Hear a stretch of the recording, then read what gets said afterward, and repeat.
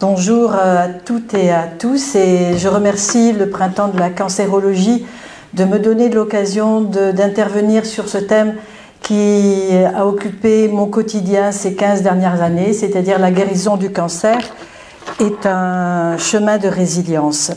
Alors, je me présente, je m'appelle Michèle Andrès et j'accompagne depuis 2011 des personnes touchées par le cancer, aussi bien en séance individuelle, mais surtout en séance de groupe, sur une durée d'1 an. Alors, c'était au Centre Ressources d'Aix-en-Provence et celui de Marseille. Et j'ai aussi mis en place des stages de méditation de pleine conscience adaptés au cancer sur une durée de 2 mois. Et donc c'est un sujet qui me tient vraiment à cœur parce que ça a été un travail passionnant auprès de tous ces malades. Alors avant de rentrer dans l'intervention, je vais vous présenter le sommaire. Tout d'abord, on va définir ce qu'on entend par guérison et puis définir le terme de résilience et pourquoi le cancer demande un chemin de résilience, et on verra que certains médecins parlent de défis existentiels. Et puis surtout, c'est comment y faire face, quelles sont l'attitude intérieure et les actions à mettre en place pour pouvoir parcourir ce chemin de résilience jusqu'à la guérison. J'aimerais avoir le temps, avant de conclure, de vous faire vivre un message personnel adressé à votre corps pour que vous puissiez expérimenter ce que peut représenter ce chemin de résilience. Et puis, dans la conclusion, eh bien, s'il y a des questions, c'est avec plaisir que j'y répondrai. Alors, quand on pense à guérison, on pense tout de suite à la guérison du corps, et c'est tout à fait normal. Eh bien, ça, c'est le domaine de la médecine, et on a vu cet après-midi que les traitements sont de plus en plus performants, que l'espérance de vie s'allonge et que le taux de rémission augmente. Mais la guérison dont je vais vous parler là ce soir, c'est une autre forme de guérison, et pour mieux en parler, je vais vous raconter une histoire que j'ai vécue. Il y a quelques années, j'intervenais sur le même sujet, et au moment de partir, une femme m'a retenue, elle était en pleurs, et elle m'a dit « Moi aussi j'ai eu un cancer et j'ai eu peur de mourir ». Alors je lui ai demandé, c'était il y a combien de temps? C'était il y a 30 ans. Donc depuis 30 ans, son cancer avait été bien soigné, son corps allait bien. Mais comme son médecin à l'époque lui avait dit « Si vous aimez votre famille, vous ne devez rien dire », eh bien, elle a tout gardé pour elle, sa peur. Et sa peur, elle, était bien vivante. Et depuis 30 ans, eh bien, son corps était soigné, mais elle n'était pas guérie. Et donc, c'est de cette guérison-là dont je vais vous parler, celle de l'esprit. C'est des blessures qui sont invisibles au scanner, sur les bilans sanguins, mais qui sont très présentes et qui peuvent faire vraiment souffrir le malade. Alors, prendre en compte ces blessures, eh bien, c'est permettre au malade de sortir d'un état de survie pour aller vers une vie pleine et intense. Alors, c'est là où intervient le mot résilience et définir ce concept. Alors, résilience, ça vient du latin resilare qui veut dire rebondir. Et vous connaissez sûrement le neuropsychiatre Boris Cyrulnik qui a popularisé ce concept en France. Et en fait, la résilience, c'est cette capacité à faire face à l'adversité, à se relever après une épreuve, à trouver en soi des ressources insoupçonnées qu'on ne connaissait pas mais qu'on a tous, ressources qui vont nous permettre non seulement de survivre, mais de retrouver un équilibre et même de prospérer. Alors, ce qui est important à retenir, parce qu'être résilient, ça ne veut pas dire être fort tout le temps.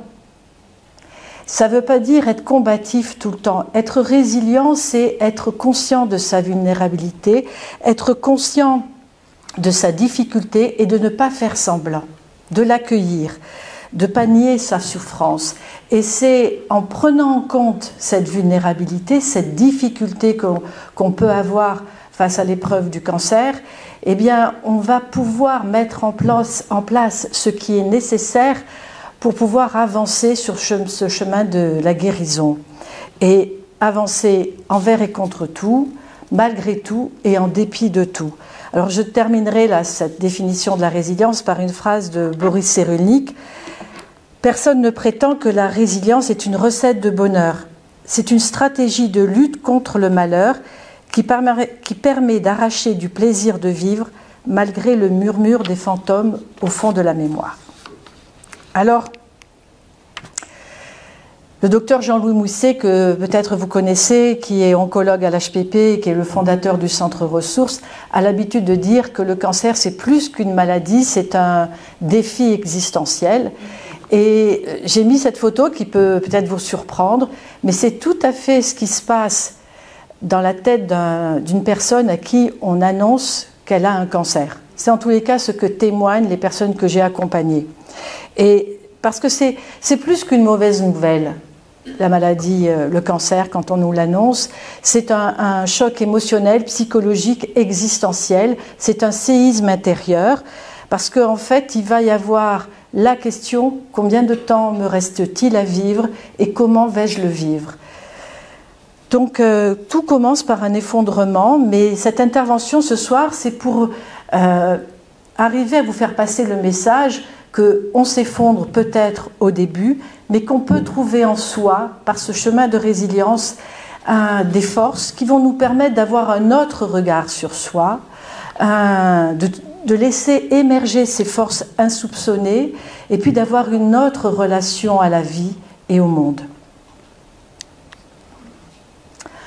Alors, aussi brutal soit-il, le cancer, c'est aussi peut être aussi présenté comme un parcours initiatique, un chemin de transformation. Alors je vous l'ai présenté d'une manière un peu simplifiée, très linéaire pour faciliter le propos, mais en fait il peut y avoir au cours de ce parcours initiatique où il y a des expériences transformatrices, en fait des allers-retours, des pauses, et c'est bien plus complexe dans la réalité que sur le schéma que je vous présente. Alors, la première étape qui est fondamentale, c'est celle de la prise de conscience que plus rien ne pourra être comme avant. Et d'ailleurs, beaucoup de malades parlent qu'il y a un avant et un après-cancer. Cette prise de conscience, on l'appelle comme une crise, et crise en grec, ça veut dire prendre des décisions. Et à partir du moment où on a cette prise de conscience, qu'il va y avoir des décisions à prendre, peut-être des renoncements par rapport à des projets qui étaient en cours au moment où le cancer est apparu, renoncer ou repousser à plus tard le projet d'un enfant, un projet professionnel, l'achat d'une maison, eh bien ça va être important et fondamental que cette prise de conscience se fasse. Alors, idéalement, ça serait bien qu'elle se fasse au moment du diagnostic, mais ce n'est pas du tout le cas. Ça peut être au moment où il y a les premiers effets des traitements, la perte de cheveux. Ça peut être quand les traitements s'arrêtent et que la personne va commencer soit l'hormonothérapie, soit elle va être en rémission. Et plus tardivement, cette prise de conscience va s'effectuer. Et plus tardivement, la deuxième étape, qui va être la transition, va apparaître. Alors, cette phase de transition entre le point A et le point B, il faut l'imaginer comme un long tunnel où on avance en aveugle. On ne sait pas ce qui va nous attendre. On nous propose des traitements sans garantie de résultat. C'est le moment où on va passer par une série d'émotions très bouleversantes. On va connaître la dégradation du corps avec les opérations, avec la chimiothérapie, la fatigue, les douleurs. On va connaître aussi ce moment où on va s'isoler parce que la fatigue isole, on se replie sur soi parce qu'on a le sentiment que les proches qui font de leur mieux, eh bien, ils ne nous comprennent pas.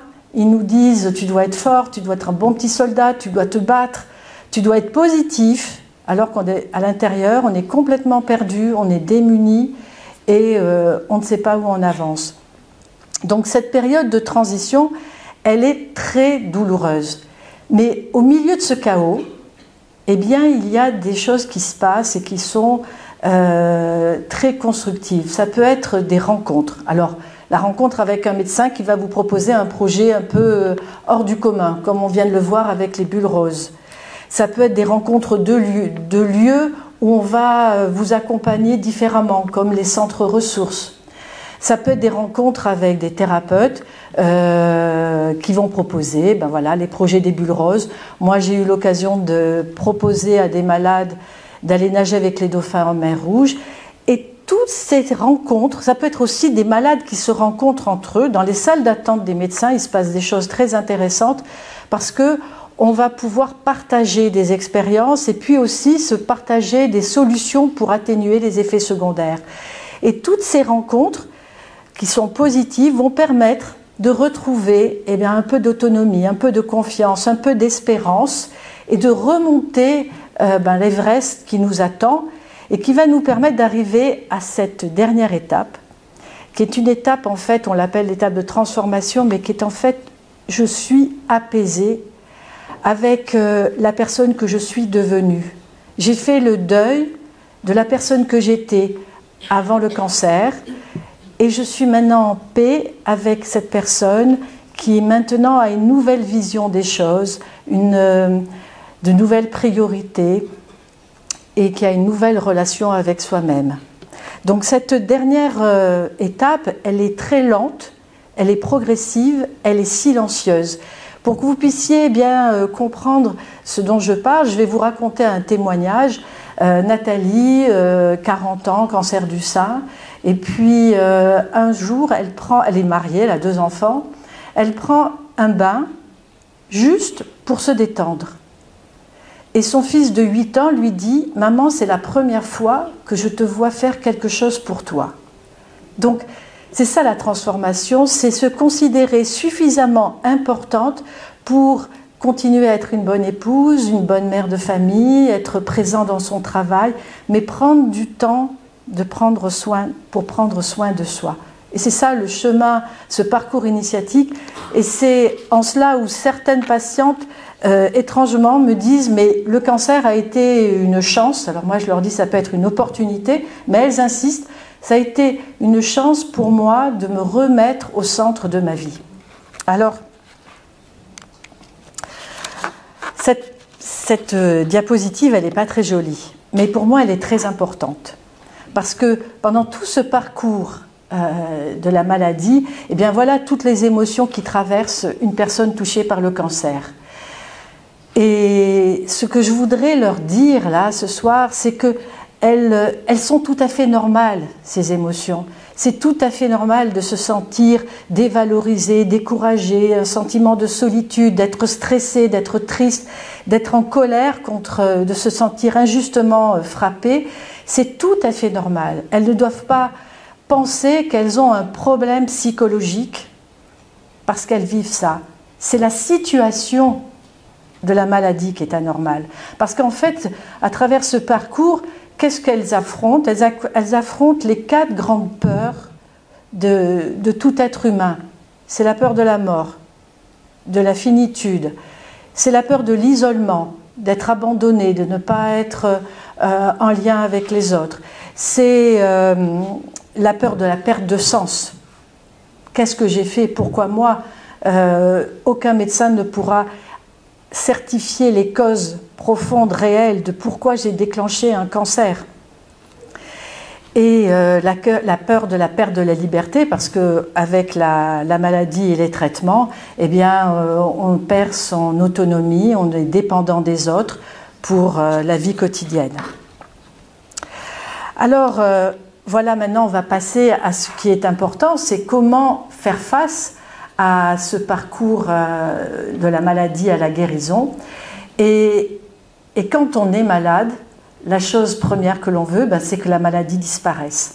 Alors, dans le domaine du cancer, c'est très difficile parce que ce mot guérison, on met des années à l'entendre. Donc, si on attend, eh bien, ça va être source de souffrance, source de frustration, d'insatisfaction. Tant qu'on n'est pas guéri, on ne peut pas être complètement épanoui. Et puis, source de dévalorisation parce qu'on va avoir le sentiment de ne pas faire ce qu'il faut pour guérir.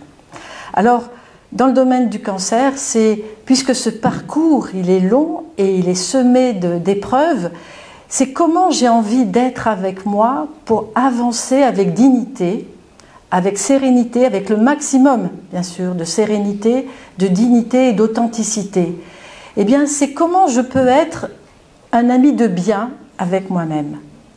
Eh bien, c'est d'être attentif et attentionné. C'est d'avoir une intention d'être en permanence attentif et attentionné à soi-même. Alors attention, l'intention, ce n'est pas une injonction de résultat. Ça ne veut pas dire que je dois réussir à avancer comme un bon petit soldat. Non, c'est être attentif à comment je suis à chaque instant et comment je peux être attentionné avec moi à chaque instant. Et la deuxième, et ça va nous donner une force, parce que quand on va, l'intention c'est comme une boussole intérieure. Est-ce que là je suis bien? Est-ce que ce que je fais est bon pour moi? Et puis ça va être un phare dans les moments de découragement qui vont avoir lieu, les moments où on a envie de renoncer, eh bien ça va être un phare qui va nous dire, n'oublie pas, tu veux être attentif et attentionné avec toi-même. Et ça va nous donner de la force. Et puis la deuxième qualité à développer, eh bien, c'est celle de l'engagement, qui est aussi un grand pouvoir. C'est se promettre qu'on sera toujours là pour soi, pour prendre soin de soi. Et ça va nous permettre de mettre en place des actions qui seront adaptées, qui seront justes pour nous, et qui vont nous permettre de limiter les effets secondaires et de mieux vivre ce parcours.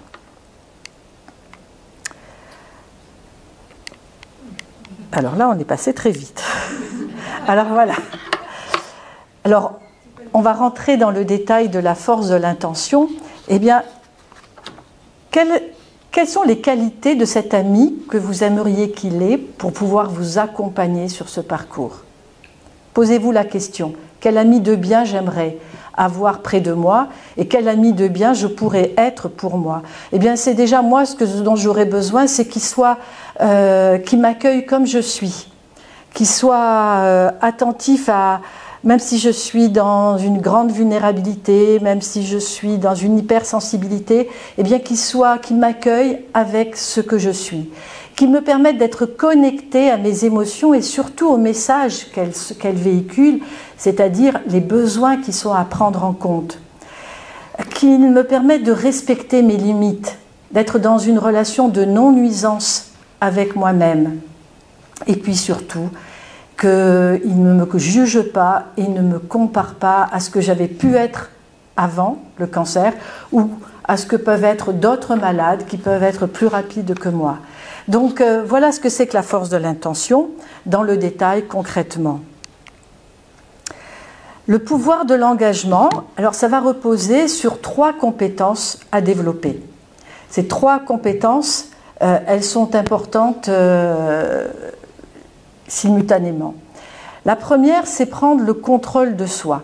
Avec le cancer, on l'a vu qu'on perd un peu sa capacité à décider, puisque c'est les médecins qui vont décider pour nous, parce qu'ils ont la connaissance et l'expérience, qu'est-ce qui va être bon pour nous. Donc c'est important, dans la mesure du possible, de reconnaître ce qui dépend de nous. Donc déjà d'arrêter de mettre son énergie dans ce qui ne dépend pas de nous et de reprendre ce pouvoir que l'on peut avoir dans ce parcours. Alors prendre le contrôle, eh bien c'est décider par soi-même quand c'est possible. Et par exemple, je me souviens de Pascal, 60 ans, cancer du sein. Elle a suivi tous les traitements qu'on lui a prescrits. Et puis, après la chimio, la radiothérapie, son chirurgien, puisqu'elle a eu une mastectomie, le chirurgien lui propose une reconstruction. Elle avait fait tout un travail, puisqu'on a travaillé ensemble pendant 1 an, et elle ne voulait pas de reconstruction. Elle était complètement apaisée avec sa féminité dans le corps qu'elle avait. Et le médecin, le chirurgien a insisté et elle a tenu bon. C'était son choix, c'est ce qui lui semblait juste. Alors voilà, reprendre le contrôle, c'est retrouver quand même sa liberté d'action, même si on est obéissant aux décisions du médecin. La deuxième caractéristique, c'est le prendre soin de soi. Alors prendre soin de soi, eh bien c'est de quoi j'ai besoin là pour être mieux. Alors on a vu que les traitements fatiguent énormément. Eh bien, comment je vais récupérer de l'énergie? Je préfère le mot de récupérer de l'énergie plutôt que se reposer, parce que se reposer, on l'associe trop au canapé et à la série télévisée. Récupérer de l'énergie, ça veut dire quelles sont les activités qui me donnent de l'énergie. On l'a dit à plusieurs reprises cet après-midi, et aussi bien à titre préventif que curatif, l'activité physique est essentielle. Une activité physique qui se fait en plein air, là on l'a vu avec la plongée dans l'eau. Ça peut être toutes ces activités qui vont permettre aussi un peu du cardio et qui vont permettre de modifier le métabolisme intérieur. Ça va être apaiser, récupérer de l'énergie, ça va être d'avoir des relations nourrissantes, donc fréquenter des personnes qui nous apportent de la joie. Les enfants pour ça sont très forts, mais ça peut être des personnes en qui on a confiance, avec qui on peut partager des choses essentielles. Ça peut être des activités, ça va être bien se nourrir, bien respirer. En tant que sophrologue, je devrais y penser tout de suite. Mais bien sûr, pratiquer la respiration, la cohérence cardiaque, c'est des activités qui vont nous donner de l'énergie. C'est tout ce qu'en fait on aime faire qui peut compenser la fatigue liée au traitement. C'est aussi apaiser le mental. Apaiser le mental, c'est pratiquer le yoga, le qigong, la méditation. C'est toutes les activités absorbantes où pendant qu'on les fait, alors on ne peut pas tout le temps aller plonger, mais on a tous des activités qui peuvent être de la broderie au puzzle qui nous permettent de déconnecter avec le mental qui lui est en surchauffe. Prendre soin de soi, c'est exprimer son ressenti. Face à la difficulté de communication, où on ne se sent pas compris, où on a du mal à exprimer aussi ce que l'on ressent parce que l'on veut protéger ses proches, eh bien c'est important de trouver des lieux où on va pouvoir exprimer ce ressenti. Alors ça peut être avec un professionnel, ça peut être avec une bonne amie, ça peut être avec un professionnel en individuel ou en groupe. Alors je sais, pour l'avoir expérimenté pendant 15 ans, que être dans un groupe, et Michel Krug vous l'a raconté à travers cette expérience de la plongée, le groupe est très fort, soutient, et en fait on est avec des personnes qui vivent la même expérience. Et c'est pas du tout triste de retrouver des personnes qui traversent le cancer. Ça peut être très joyeux, et en tous les cas il y a un échange de témoignages, mais surtout de solutions et qui permettent à ces personnes de s'entraider. Et puis on verra aussi pour la troisième capacité que ce que moi je n'ose pas faire, eh bien dans ce groupe je vais entendre des personnes qui vont me dire ben, j'ai osé le faire et ça a marché. Donc exprimer son ressenti avec un professionnel, avec une amie, dans un groupe ou en individuel. Ça peut être aussi être dans l'instant présent, parce que face à l'incertitude dans laquelle nous met le cancer, il est important de pouvoir être dans le présent. Être dans le présent, ça peut être très violent quand on dit cette phrase à quelqu'un qui a un cancer, mais c'est en fait, on est dans le présent à travers nos activités sensorielles. Donc, je reviens à l'activité des bulles roses. Ben, quand vous êtes dans la mer en train de plonger, vous êtes dans la vue de fonds sous-marins magnifiques, vous êtes dans le contact de l'eau, vous êtes avec l'écoute de la respiration. Tout ça vous ramène à l'instant présent. Et la troisième capacité de l'engagement, eh bien, c'est de transformer une épreuve en un défi créatif. C'est le cancer, compte tenu de tout ce qu'on a dit, on ne peut plus vivre comme on vivait.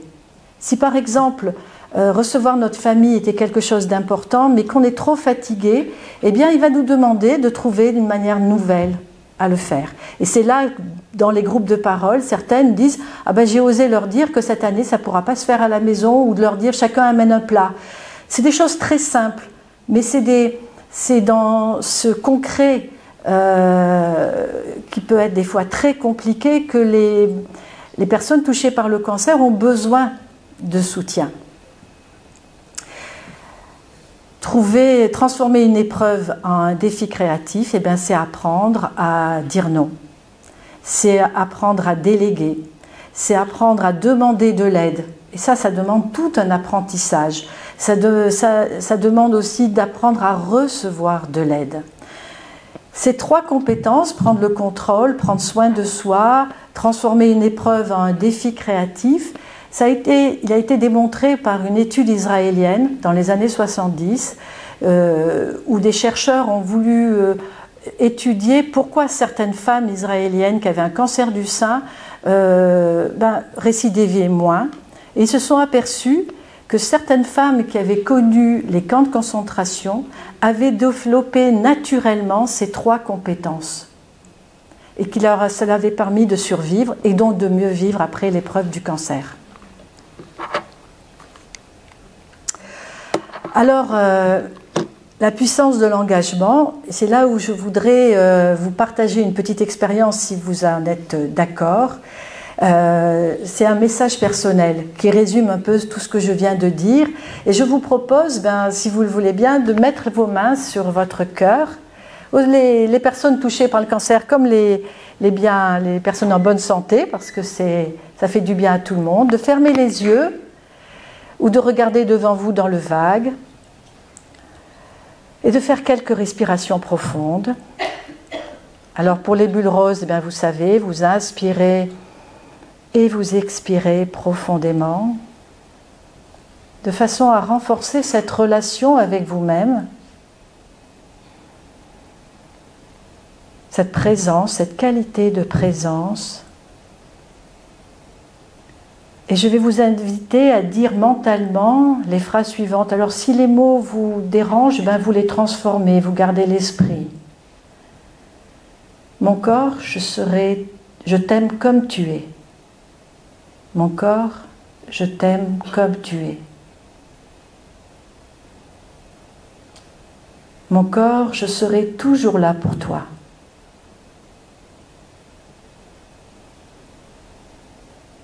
Mon corps, je prendrai toujours soin de toi.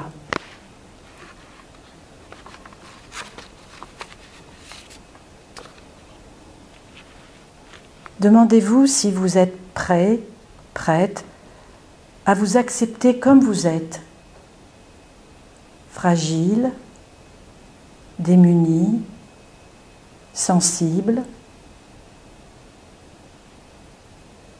Demandez-vous si vous êtes prêt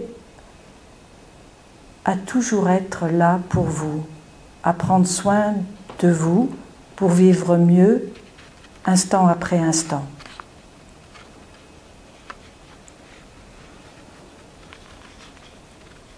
Et comme dit Boris Cyrulnik, vous êtes celle ou celui à qui est arrivée une blessure incroyable. Vous êtes devenu le héros intime du roman de votre existence.